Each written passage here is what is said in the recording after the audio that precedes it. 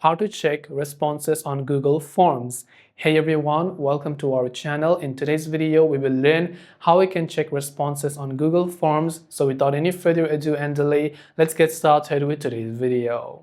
If you want to check the responses on your Google Forms, so maybe you went to forms.google.com, you have created a form, you have shared this form with other people so that they can fill it out, and you want to find the responses that those people who have replied to your form, you want to check those answers, right, basically. So right here, after I open the form, you'll be able to see all of the forms that are the options I created. I just created a sample for you guys.